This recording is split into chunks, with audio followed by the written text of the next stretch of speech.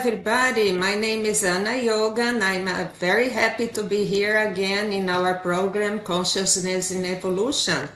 Today, we have a very special guest, Professor Rodrigo Marchioli.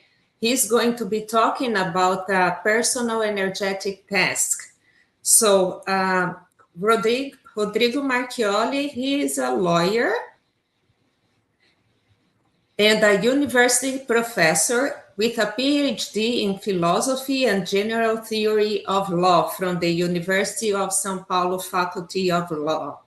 He's a volunteer, researcher, instructor at the International Association of Interassistential Parapsychism, ASSIPI, and he serves as coordinator of the Center for Research on Consciousness Phenomena. Thank you for joining us today, Rodrigo. It's a pleasure to have you here. Thank you, Anna, for inviting me. It's also my pleasure to be here. And I'm very happy to talk about this topic today. All right, so we are going to talk about Penta, or personal energetic task. This is a neologism of conscientiology. Can you introduce the theme for the people that are not very acquainted with this neologism? Yes, definitely. Yeah, I think it's a good way to start about talking about Penta. So Penta was proposed originally by Professor Valdo Vieira.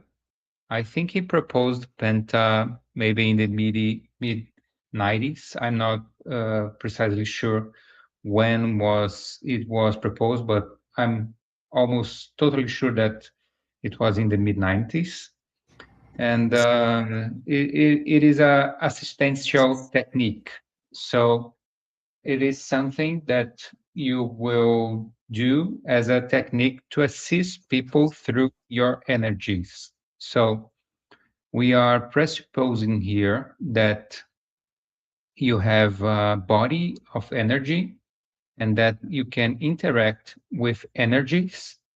And these energies can be channeled to assist other people, especially people that are in the other dimension, in the extra physical dimension.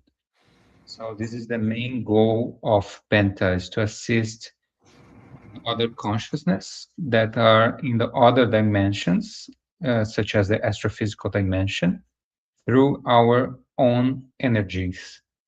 So, but this transmission of energy is an essential part of Penta, that it does not happen through the practitioner alone.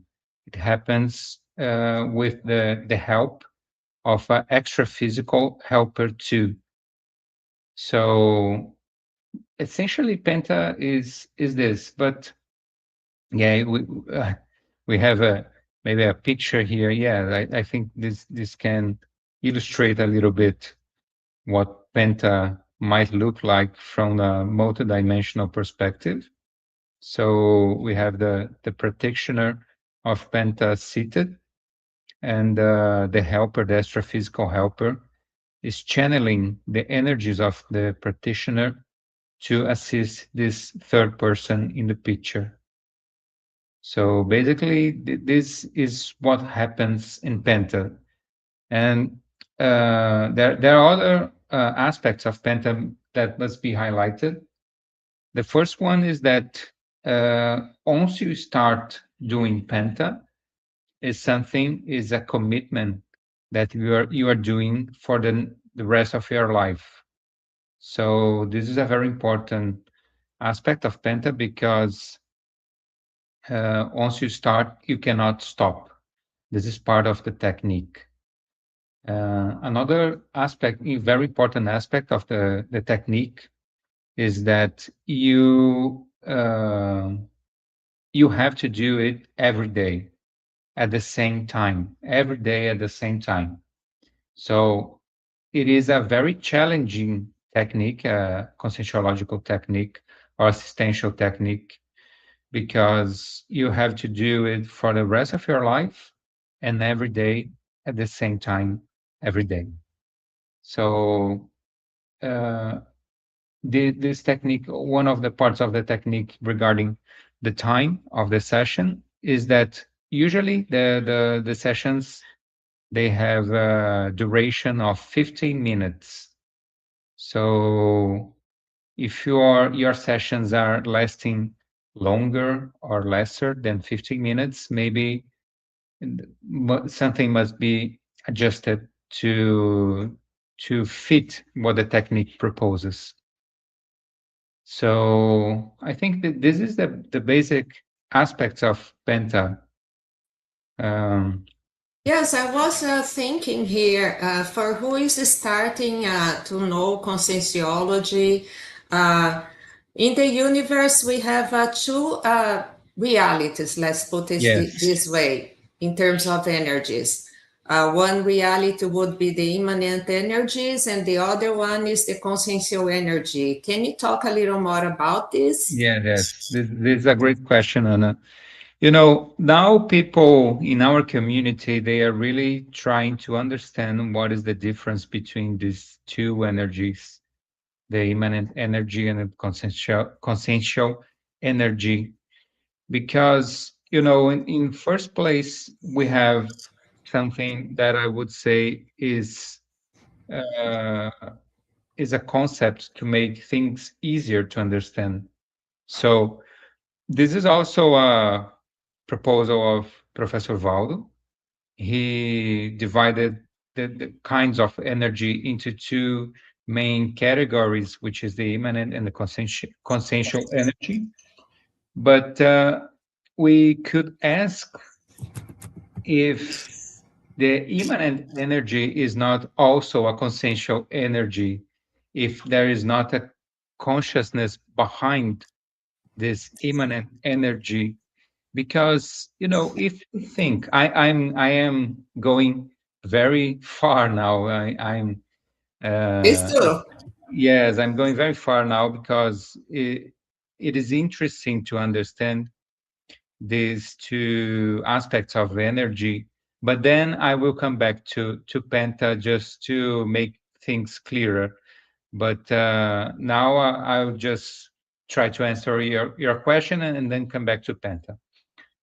You know, if consciousness is something which is fundamental in the universe, maybe this immanent energy is not something uh, departed from consciousness, is also consciential energy. So this is the question: if this immanent energy isn't also consciential energy. This is the problem. I think many people are trying. Many people in conscientiology or community are trying to answer now. You know, we have, like in Reaprendência, we have Professor William Klein, which is trying to answer that, to better define what energy is in the uh, conscienciological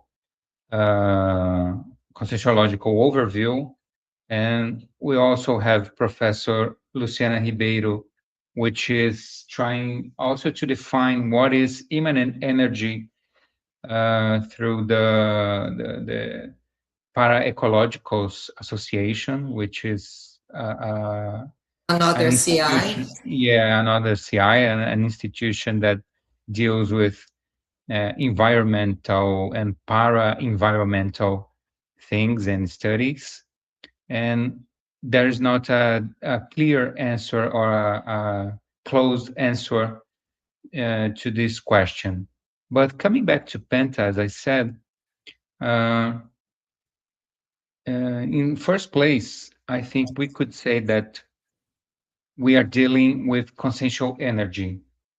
So the helper, the astrophysical helper, he will work with the practitioner of Penta through the consciential energies of the practitioner. Uh, this is common sense of Penta, you know? So in first place, the helper will deal with your energies, not with immanent energies or energies that are out of the practitioner. Let's say like this: the helper will not take, for example, the energies of the water or of the air or of the earth to assist other kinds of consciousness. He'll channel the energies of the practitioner. This is common sense in Penta now. Someone could think like, the helper is a more evolved consciousness. Couldn't it just do it directly to the person to be assisted? Why Yes. does he or she needs another Yes. Yes. conscious? Yes. This is a very good question also. But I think that this question you did, I would like to add something else to the previous question, because we could ask the same question regarding immanent energies, because there are so many immanent energy in the cosmos. Why not use this energy to assist other consciousness? And it's much more abundant energy, immanent energy, than consensual energy, from the specific practitioner. Why not use just immanent energy, which is much more much more purer energy and much more, in some sense, powerful energy? Why not just use that energy or that kind of energy to assist astrophysical consciousness or even interphysical consciousness? And the answer to that, and also answering your other question, but I will answer your other question another way. But answering that question of immanent energies, this is because consensual energy has, something that maybe in immanent energies there's not, which is feelings, emotions, and thoughts. So when a penta practitioner is transmitting its energies with the help of an extra physical helper, it's not just the energies that are being channeled to the other consciousness, but the thought scene of the practitioner. So also his emotions, his feelings, his thoughts, that is going together with his energies. I think that's why the helpers just not uh, they just not rely on immanent energies, because immanent energies, or as a definition, there's no emotions or thoughts imbued in the immanent energies, which is the characteristic that differs from the consensual energies. I think that's why the helpers rely on the practitioners of Penta to do this kind of assistance. And answering the last question you did, I think I can say that the people that come to be assisted in a Penta session, they have something to do with the practitioner. That's why the helper cannot help these people by himself.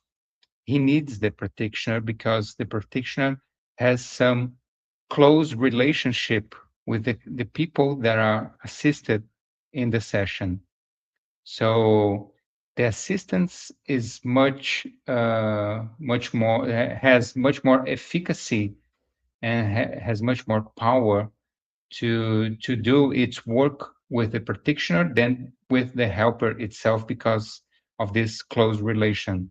So, for example, it is common to appear or to be brought people in the session that were close relatives to the practitioner or close friends to the practitioner, not just in this life, but maybe in the other lives, because many people come to be assisted through time. If you are doing Penta through your whole life, many people will come to your session. So probably will come not just people that you met in this present life, but in other lives too. So this is my hypothesis. I don't know if maybe other arguments could be added, but I would say in that sense, in first place. Very good. And if we go to think about practicing this technique, what would be the purpose of a penta and why people practice this technique? Yes, this is a very good question also, because there's some kind of paradox here, because we can think that the prediction of penta, we know that even people that don't practice penta, they can realize that, but people who practice penta can verify very, very, no, I don't know if I can say very, but it's not hard to verify that the practitioner of penta is the first person to be assisted. So one could think, uh, if I'm going to be the first one to be assisted, maybe it's a good thing to do assistance. You know, there was an entry to Conscientiological Encyclopedia that I wrote some years ago, which is the law of interassistentiality. I wrote this, I don't know, maybe 2018. I'm not sure. But, you know, it is from human nature that a principle of human nature that people doesn't act in some sense if there is not some kind of return of that act. So we'll just do something if there is something in return, even if we are not thinking about this return. I think interestentiality is based on that. You are not thinking in anything in return, but at the same time, that's why it's a paradox, as I said in the beginning of my answer. Uh, at the same time, there is return in an interestentiality. That's why it is called interassistentiality and not just assistentiality.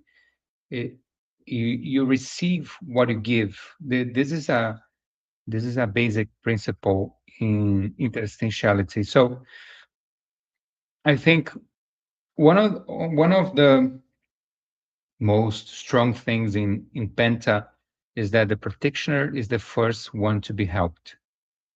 And obviously, when I started to do Penta, I didn't. I was not expecting to be helped, but I was very, very helped. It was very useful to me in first place because I was doing so many things in my life, and it was kind of my life was kind of a mess in time in terms of self organization. And Penta helped me to organize everything and to uh, throw away things that were not more useful to me.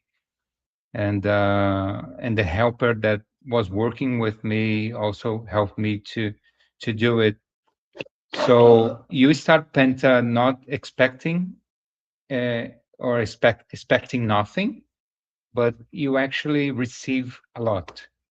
So this is something that somebody who's willing to start to practice Penta could think.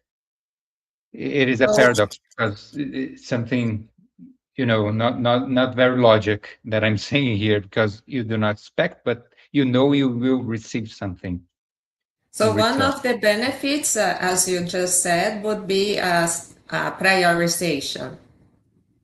Yes, prioritization, self-organization.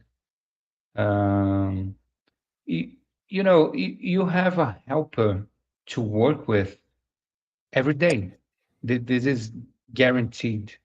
If you are really organized around your practice, you have a helper every day to help you with. So if you need to deal with a lot of intruders, for example, imagine your life, you have a lot of issues, problems with intraphysical or astrophysical intruders. Uh, you will be the first one to be assisted in it, because you have a helper every day to deal with it, because the helper wants to help you in first place, so you'll be able to help other people afterwards, because you cannot help somebody if you have many issues to deal with. So the helper know that, and in order to make you able to do more assistance, to amplify, to get your assistant wider, he will help you in first place. So uh, obviously this will require from the practitioner, as you said, prioritizing, self-organizing, self-discipline. And these are aspects that will come along. This has also to do with self-evolution in a general sense. So you also gain in that sense, because you will evolve yourself. You need to evolve yourself in order to have your penta working properly. So you have to develop all these aspects, these attributes of consciousness, in order to put your penta into work properly, to function properly. So you have a helper, you have daily assistance of an astrophysical helper, a technician. This is important to say. This is not, as people think, a helper is not somebody as an angel, or somebody which is familiar to a simple friend. A helper is not that. A helper is somebody who has techniques, who has knowledge to work with that, and you have this daily assistance from him.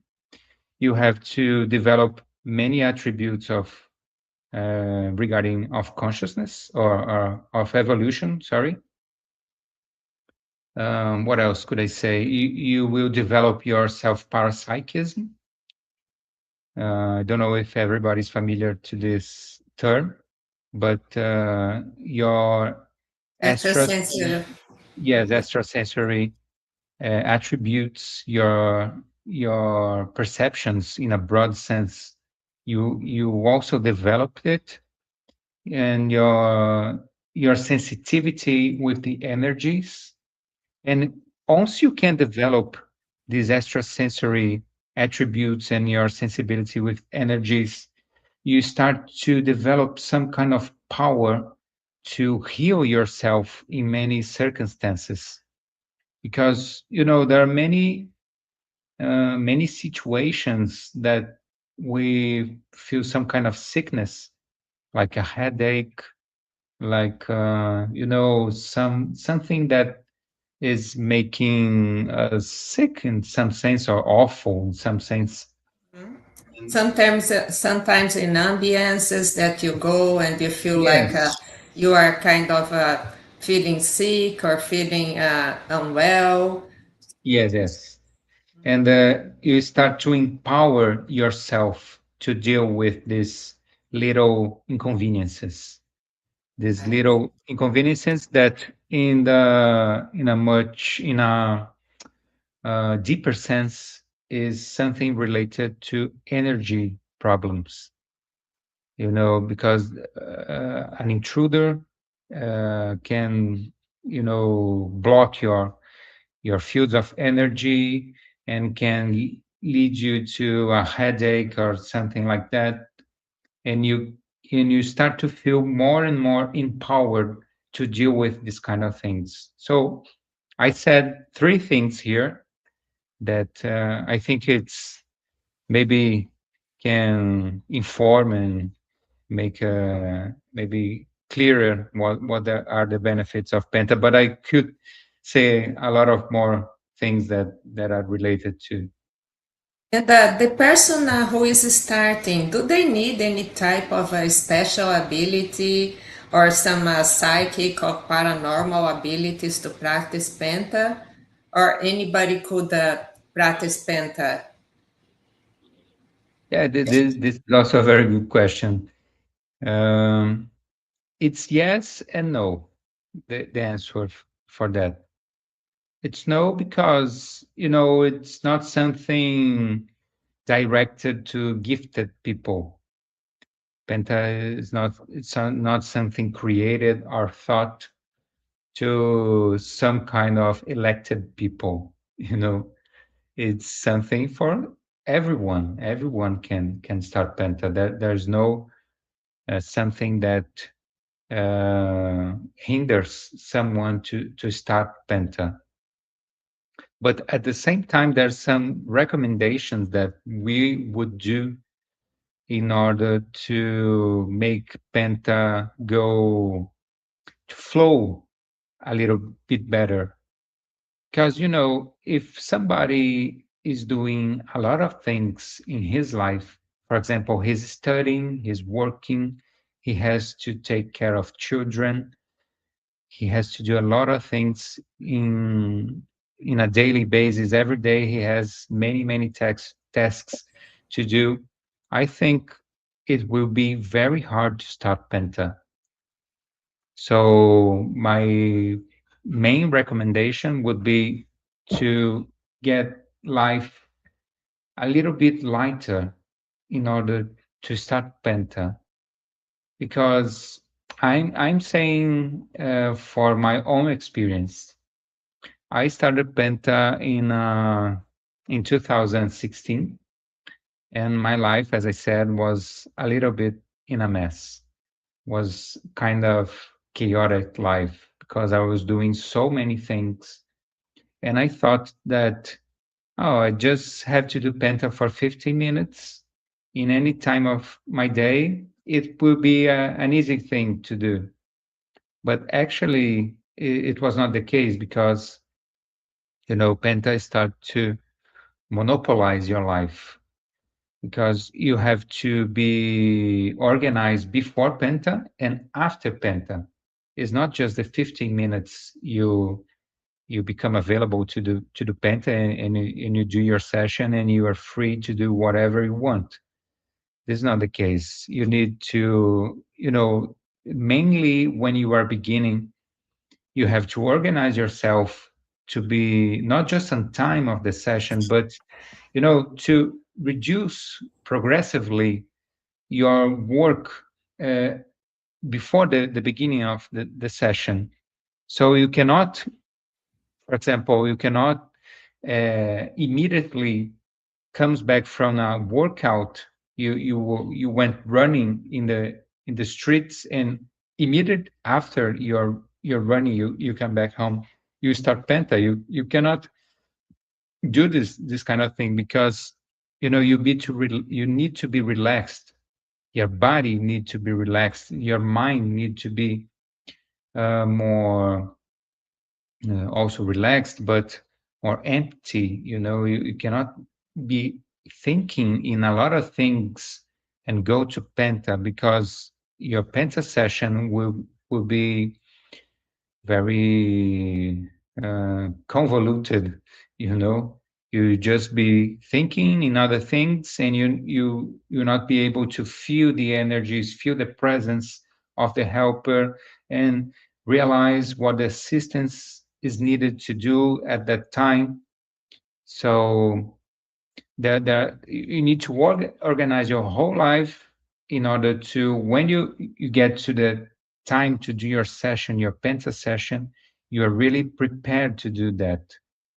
And afterwards, when you finish your session, you cannot also go running to do your things and in a very rush mode, uh, start doing everything, because you went through something that we call, I don't know if in English it's that exact word, is this coincidence.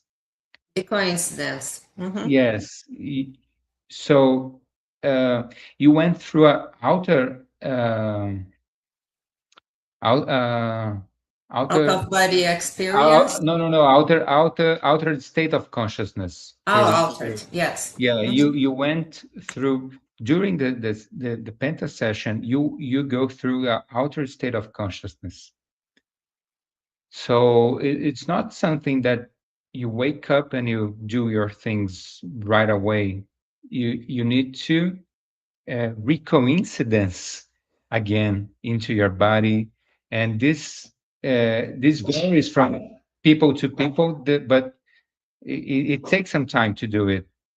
So some people need, I don't know, 10, 15, 20 minutes to do it. And there's also another thing which is very important to do is the registers, to register everything you experienced during the session. This is a very important thing because I see many people that don't take notes of what happened, and they don't actually know how he is performing during the session. He doesn't have many information about what is happening. So you have to take notes, you have to take easy, take slowly, and then you can do your things. So that there are many recommendations that I could give that applies to before Penta and to after Penta, that encompasses a lot of things that are goes far beyond than the 15 minutes that you have to be available to your session. So this would be my recommendations to somebody that is willing to start Penta. So I think many people would not be fit to do Penta because they don't have this kind of availability to start Penta, because Penta goes much beyond the 15 minutes. We have a question from Leona. She asks about if Penta helps the practitioner directly or the practitioner evolves because of the restricted system it imposes on him or herself. Yeah, thank you, Leona. Great question. Um, yeah, this is a very good question. I think that it's also both things that she said, because I think Penta helped the practitioner directly, and also helps the practitioner because it demands some things of the practitioner. I wouldn't say impose the system impose, because there's not a system in itself. It is a self commitment. It's not something from outside that is imposing into the practitioner. It's something that the practitioner understands and start to do in that sense because of the understanding, and because something is imposing to him. But anyway, I think it's the two things, Leona, because you know uh, I will answer your question saying the following: the two things, because there are some things that benefits the practitioner, and that comes into the benefit of the practitioner, not because the practitioner does something, but just because of the circumstances and the conditions that the practitioner is under, he's benefited by it. So, for example, as I said, the presence of a helper, the practitioner does not need to do something specifically, but he's helped just because he's doing Penta. He's not doing something because during a session of Penta, a practitioner needs to basically relax. This is the basic thing in Penta. He needs to relax. He doesn't need to give any command or any doesn't need to start any kind of action to transmit his energies. He just needs to relax, and the helper will do the job. This is basically the principle the basic principle in Penta. So if you just need to relax, and you can understand relax as an action, this is okay. But after that, you don't need to do anything else, and you will be benefited by it, because once the helper is working with you, everything that you have, like intruder problems, energetic blockages, and things like that, could be resolved at that time. And you are doing basically nothing during the session. You're just relaxing. So this is the case where the practitioner is being directly helped or benefited by doing nothing. But also he's being helped by the system, let's say, as you put it, because, as I said, you need to organize your life in a way that you will perceive these benefits at some point. So, for example, you need to develop discipline, organization, prioritization. You need to also develop your sensibility, your parapsychism.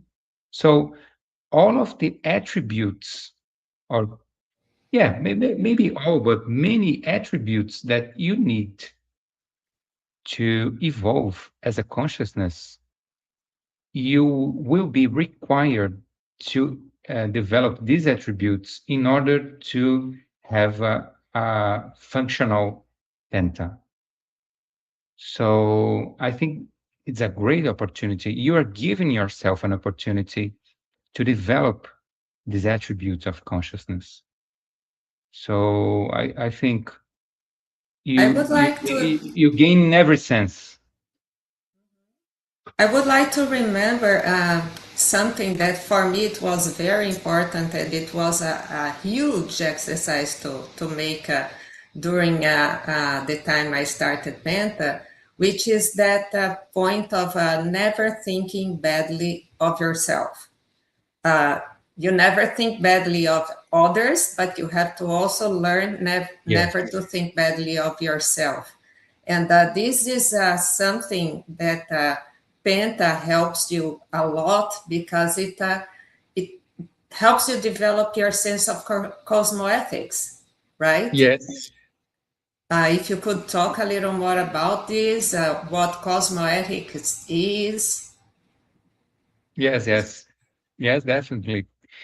Um, yeah. This is a very good point. You know, during Penta, you have to uh, modulate the way you think. So this is a very good thing. You know, many people are thriving. You are welcome, Leona. No problem. So many people are thriving to think differently, and they recur to many professionals, to many techniques, and many things that you can find in many places, like in, I don't know, psychology. Positive psychology, for example, is an example that tries to help you to modulate the way you think in a positive sense. But Penta is very strong in that sense, because if you do not do this, if you do not modulate your thinking into a cosmoethic way of thinking, your Penta will not work. So your helper will be on your side, helping you, to giving some tips, or to showing you that, look, if if you think in that way, the helping session will not happen. You need to think otherwise in order to everything function properly. And this way of right thinking is what Anna highlighted as cosmoethics. So you need to think cosmoethically in order to think righteously, and in the end to have your penta working properly or adequately. So cosmoethics, in some words, I could sum up cosmoethics as saying that we have some principles in cosmoethics. I think it would be easier to understand. One of the main principles in cosmoethics is to think the best of everyone, or think the best for everyone. So if we start, for example, you have a relative that you need to help in your life, your brother, your sister, your parents, I don't know, somebody in your family you need to help. And you bring this demand to your session of Penta. And, how could you help these people if you don't think well about them? You will not be able to help them. Even if these people mistreated you in some sense, you will need to find a way to think well about them in order to help them and help yourself. This is also an important point.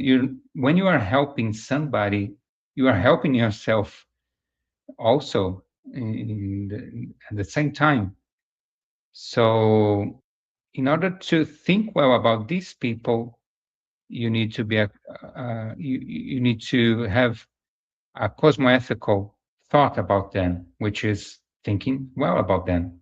So it's quite simple in theory, but we know that when we try to do it, it's a little bit hard. But when you try to do it during a Penta session, I think it becomes easier because you are being influenced by a helper, which is somebody that is expressing himself in a better condition than ours.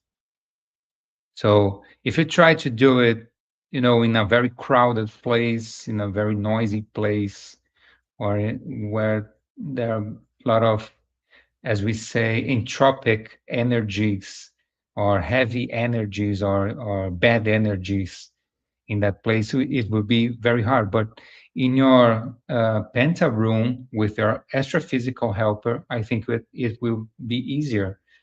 And that will make easier for you also to make to develop your cognition about it. So Penta will help you in that way too. Because in a last instance, we need to develop cognition about these things, or these cosmoethical things, because we can understand everything very, or kind of easily theoretically, but when we try to put in practice is a little bit harder. But it's harder because we don't have the proper cognition about it. So when we do this kind of exercise during Penta session, it becomes easier to develop this kind of cognition. And also, I'd like to mention the cognition of the concierges as well, right? Because some of them, or most of them that are going to be assisted in Penta, they don't have the lucidity that they already went through the disoma, which is the loss of the physical body, and that they are in another dimension, and they are kind of lost in a limbo without knowing where to go. Yes. Mm-hmm. Yeah, like a stray dog in the street. He's afraid, he's aggressive. He will attack you if you try to take the dog and give some help to the dog. he can attack you and bite you, you know. And a conscious, an extra physical consciousness, which does not have the right lucidity to understand what is happening, is the same thing. It doesn't have the cognition, the right cognition to understand what is happening, and can react very badly. So if you do it, if you can, if you have the opportunity to help this kind of consciousness in in a proper environment, I think it's much better. This is just my opinion, but we have to depart from the principle of disbelief, right, Anna? I think this is an important point here. Oh, yeah. The principle of disbelief is something that kind of guides us through the study of conscienciology, and it says, don't believe in anything, not even in what you are hearing here. You need to experiment and have your own experiences, and that's the bigger point, the biggest point here, because as other types of parapsychic experiences and sensorial experiences, you need to have your own. There is no way of having it through any intermediates. You need to have your own experience and conserve your critical sense to interpret the experience in the best way. Yes. And there is another point that I would like Rodrigo to talk about. Doing Penta, it's also a great opportunity to do self-research and how this kind of changes our approach in life. Yes, yes. Yes, definitely. Because, you know, uh, when we start to do Penta, we start to face um, our shadows, our dark side. But I don't mean dark side as something bad. It's It's who just we are. our weak traits, right? Yes, yes, our shadows. Let's say in a Jungian, yay, our shadows, right? So, what is evolution about? It's is about dealing with our shadows in our life, and dealing with it, obviously, knowing it, and first place accepting that we have that kind of things in our personality, in our manifestation, but also trying to address it. So the penta exercise, or the penta path that you start to do and progress through penta can help a lot in self-research, because you start to face things that you thought maybe you didn't have it. Like in my case, I thought I was a very organized person, that everything was in my control. But once I started Penta, many things start to fall apart. So I asked myself, what is happening? What is wrong with my life? Because I thought I had everything in control. But something Penta is not something that, as I said, you just uh, put in your life and think that will not reverb in everything else. It will reverb, and everything that is not really grounded in a solid place will fall apart. This is my experience. Again, the principle of disbelief, I think it's very important. But many things, like things that are idle, like idle friends. I don't know if I can say that in English, but friends that are not adding anything to your life, or relationships that are not really well established in your life, and that goes to friend relationships and love relationships. Your couple maybe can also feel that if your relationship with your couple is not very okay, or very is not grounded into something very solid and cosmoethical, let's say, it could start to fall apart. And but that goes to every aspect of your life, your profession, the things you think, the things you believe, they start to fall apart. And that's a very rich um lesson in self-research, because you start to realize what actually works in relation to consciousness evolution, and you start to realize what doesn't work.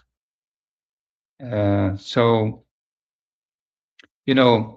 some things that I was doing, I was trying to maintain in my routine, was not working. Like, some movies that I I would like to watch, or some places I would like to go, that I started to feel that I was very uh, sensitive to that things, and I could not uh, deal with that, or be in touch with that things without preparing myself, because I was very sensitive to that, So many places that I would go easily before starting Penta, I had to be more careful, because I was feeling the things in a much more stronger sense.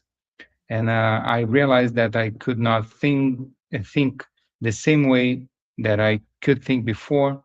Like we said, you can't think badly about people, because the the consequences are much more felt when you are a penta practitioner. So this kind of thing, you have to really go deep into self research in order to get things going properly in your life.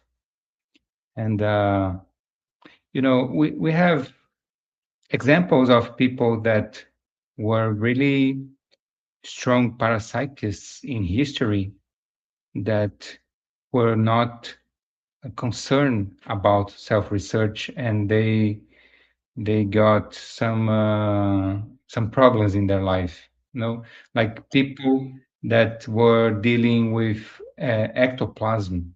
I don't know in English if that's the correct Perfect. word. Yes, but they had problems. They had problems, like we have the case of Arico. He was a very famous parapsychist. He dealt with healings. He healed Para people. surgery. Parasurgery, yes, and he was not concerned at all about his self research, and he was very, you know, he drove very fast his car.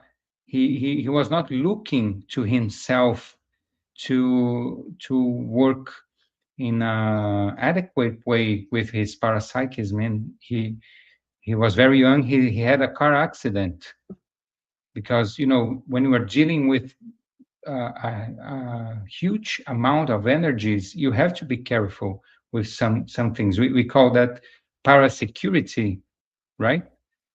And Valdo, on the other hand, Professor Valdo, he could last a lot of time, a long time of his life. The doctor said that he would not last until his 30s, I don't know, 40s, because he had a heart attack at 27, because he was not maybe looking into himself and doing his self research in order to have a life that would be more adequate with his parapsychism, and he had a heart attack at 27. But after the heart attack, he realized, okay, let's stop a moment. I need to look at myself and do some self research here and change some things in my life in order to last a little bit longer. And he lasted 83 years, right? Against all the expectations of the doctors. So I think this is the case for people that are thinking about Penta. We have another question. Leona is saying that she understands that Penta allows the practitioner to slow down, pause, and reflect. Yes. Yes, it's precisely it. Yeah, it is not just the 15 minutes, as I said. You have to slow down, pause, and reflect, but not just as a how can I say, as a something that you do, but as you have to implement this kind of reasoning into your whole life. You have to pause, slow down your whole life, and reflect. Considering your whole life, not just in a daily basis, as a operational thing, but as something more deep in itself. Good. So we are starting to be towards the end of our presentation. I'd like to point out that Professor Rodrigo, he's publishing a book about energetic personal task. We are going to show the book here, and if Rodrigo could talk a little.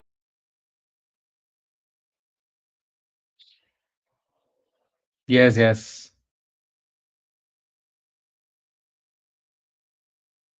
Yes, I will be releasing the book today, which is a synchronicity because it was not thought that I would be talking about Penta today here and releasing the book today. I was not aware of this coincidence priorly, but I will be here. I am in Iguaçu Falls now. This will be the official release of the book. It will be in Discernimentum. For those who are in Iguaçu Falls, you are very welcome to join us in our. It will be a talk show, I think. There will be a talk show in Discernimentum, and afterwards, I will be signing some books if somebody wants for me to sign the book. But this is the book here. So I have here my hands, and this is a book that is dedicated to people that want to start Penta. So this is a book that can, in some sense, complement what Professor Valdo wrote in the Penta Manual, which is the book that starts everything off. And my intention with this book is to help people that wants to start Penta. And if anybody has any doubts, it would be a pleasure to answer.